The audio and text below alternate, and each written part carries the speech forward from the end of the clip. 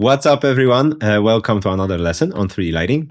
Today we are going full nerdy, but I hope you'll like it. We will go through tone mapping settings and explain what happens there. We'll be talking about color in I don't know, maybe like an unconventional way to demystify tone mapping once and for all. So without further ado, let's jump right into it. Today we will focus on this angle. In the previous lesson, we have a shot of the living room. This is essentially the same scene, we just removed the furniture to keep the scene a little bit lighter. As it goes for the lighting setup, it's literally the same as previously. We have the sun, slightly larger sun disk at 20 and low intensity. We can go and check the settings of the sky. As usual, nothing crazy here, intensity set to 1, and we have a slightly higher altitude here, 1,500 meters. And this essentially causes the sky to be more saturated and a bit darker. This is a trick we use to bring a bit more cool colors into the interior. You can also apply color correction to the sky and saturate it. The effect will be very, very similar, so that's just two ways of doing things. We come back to the camera, we see there's a sphere with a subtle intensity, so let's run the interactive and see what it does. Okay, so this is our raw rendering. I think it looks quite decent. Sunlight comes inside through those little windows, and funny enough, it's enough to illuminate every corner of this interior. Even with such a small windows, you don't need extra light to have a proper illumination. There's a curve applied, aces, and simple exposure. So very, very simple settings, same as the last time. The curve makes the mid-range pop up a little bit more, and perhaps last weird stuff is here with the sphere. It's just a relight, you know, brightening up some dark spots, and it makes this spot a little bit richer. So yeah, I think that's all. All right, let's render this baby in full resolution and see what this whole tone mapping is all about. Fast forward, everything is super duper clean. And this lesson, as we mentioned earlier, will be quite nerdy. I hope this will help you understand what's going on behind the engine. It's not any mystical knowledge. Everything here can actually make sense. So starting from the beginning, I have reset all the settings here, nothing is active, and now I will start saving different renderings with different adjustments applied. I will save it as it is, the raw rendering without anything applied. I will save another one with the exposure change only. So I go open AXR. 32 bits full float, that's very important. And I will save one with aces applied and so on. So now let's take those renderings to Photoshop. I have all the saved files here in Photoshop. This is what the raw render looks like. It's exactly the same in our rendering, right? I don't want to trick you in any way. So next up, we have the render with exposure set to 3.5, the one we just saved a minute ago. And okay, let me come back to the frame buffer for a moment. And now it might seem that these settings here in the frame buffer are something like black magic, you know, like exposure. But the truth is that you can apply the same exposure adjustment layer in Photoshop. And when you change it, it's exactly the same as this in the frame buffer, you know? If you change it to 3.5, you'll see that they will be identical. Boom. What's nice about it right now is that we have 32 bits and we can investigate exactly what happens. We can take a look at the histogram and see how the brightness changes. As we lower the exposure, those blown out areas start to reveal some details.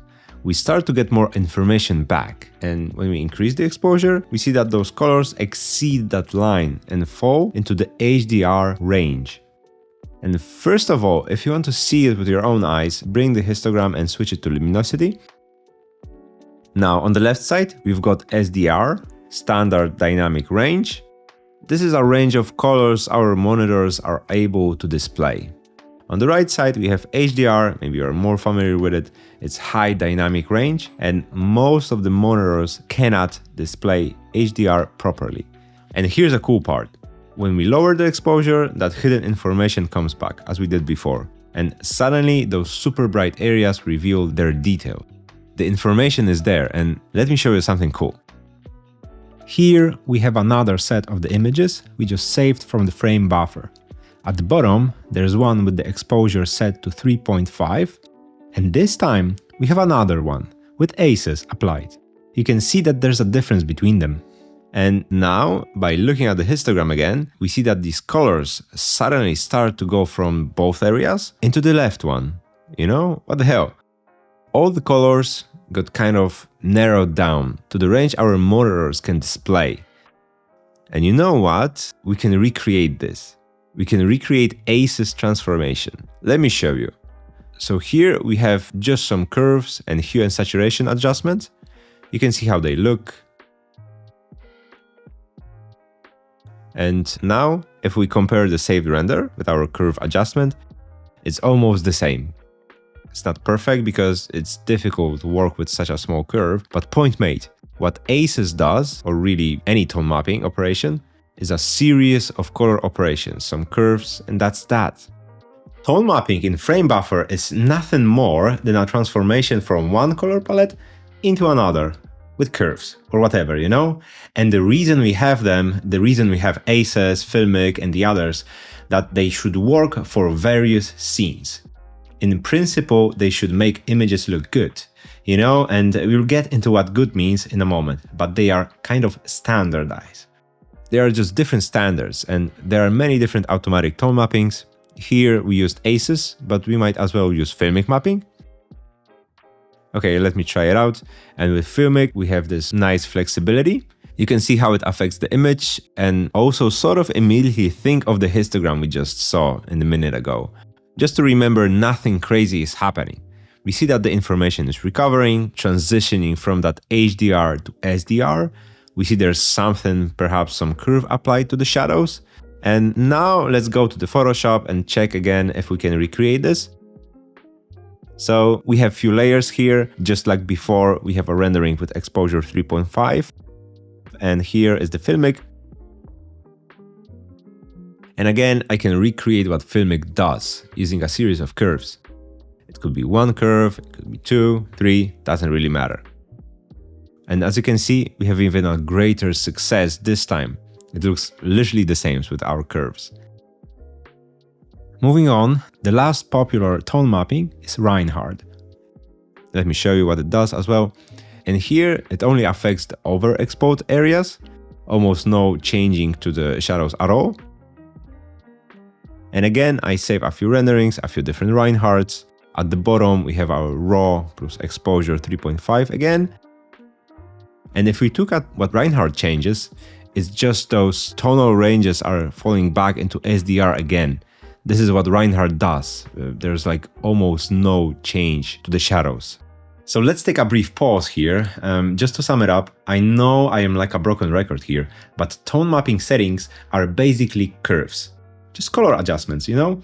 And you cannot have a one curve that works for dark interiors and bright interiors. You just can't, you know? You need to make specific curves for different interior types, and following that logic, you can always try different tone mappings and see which of them works best. Because different ones will be optimal.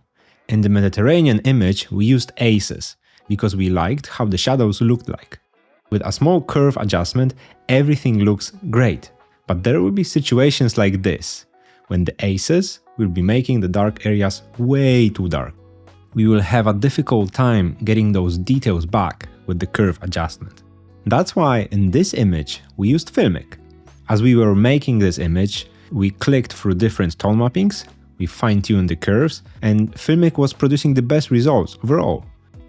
So now I think we can get to the second part of this lesson, which is what does it mean to have something looking good?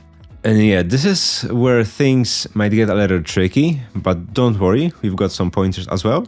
First, you need to train your eyes. You need to see colors and brightness better. You need to develop the mental map of how different scenes should look. So, for example, think about a Scandinavian interior. It's like bright and airy. But what's the brightness of the wall? Maybe you don't know, maybe you know, I don't know. Now, like a minimalistic interior, maybe darker, moodier. How much of the brightness walls have here? Each will have a specific distribution of brightnesses that just works. And high-level studios and high-level artists nail this. And if you study 10 similar interiors, you'll notice the brightness levels are strikingly consistent. And the best way to train your eyes and get familiar with those is just looking at black and white image. You can take any image, convert it to black and white, and analyze how bright the walls are, how deep the shadows are. You can even analyze the histogram for clear values. You can actually select parts of the image and the histogram will just show that. You know, for example, check the average brightness of this wall. It's around 150 RGB here, but if your interiors are hitting 200, that's already a red flag. That's something that's objectively not okay. So we can mark different regions and analyze them, creating this mental map of brightness all across every possible image. Daytime visualization will have certain levels of brightness in different areas. Nighttime visualization will have those walls much darker, of course. There are just things that simply have to look a certain way. And I'm not gonna lie, it's not an easy task. It takes time to get familiar with everything, but you can surely get there, especially if you focus on it. And to make your life a little bit easier, there's a cool trick. You can use a software called PureRev. We always have it here in our tray. And by the way, the software is theoretically free, but we encourage you to tip and pay the author. Great effort, so just go to purerev.com and do your thing. It's not sponsored in any way, but anyway, we can drag our reference here. And this software is amazing, and it's amazing for a couple of reasons. We can go to mode and select always on top, which means that even if we are working in another window, our reference will never disappear. And another thing is that we can set the image scale to grayscale. This helps with the brightness levels. And last thing, we can enable overlay selection. I can always keep this somewhere here on the side. It can be smaller, it can be larger, no problem. And we will use it shortly. So okay, what we are going to do here is to set a proper tone mapping. And this time using a reference. So we'll reset this once more. I will have all these things here. And as we discussed before, we want to remove the color aspect of it. We want to have a black and white image. So to do that, you can apply a black and white LUT. It's included in this training and we always put it on top. Now we can analyze the brightness levels again, just like we did earlier in the Photoshop.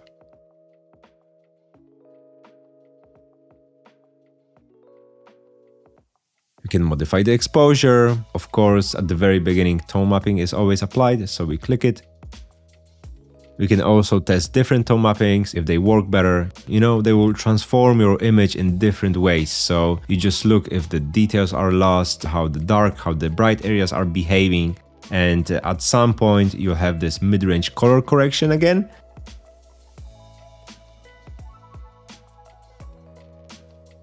So here we are just eyeballing it more than anything.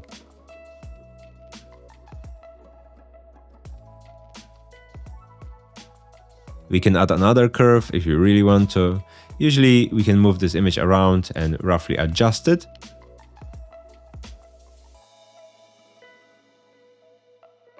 Maybe the dark areas are a bit too dark and I can adjust the image so that it roughly fits. And now if we turn off the LUT, we should have this natural looking image, and that's basically the whole secret. Pretty cool, isn't it? And while the technicalities and principles are simple, it's just a curve, it's just a reference, but you need to get familiar with everything. At first, it might be difficult to find a reference, it might be difficult not to trust your eye, but at some point everything comes together. And that's basically the end of this lesson. We hope that tone mapping doesn't seem so daunting anymore. If you manage the brightness in your visualizations, it will make a huge difference.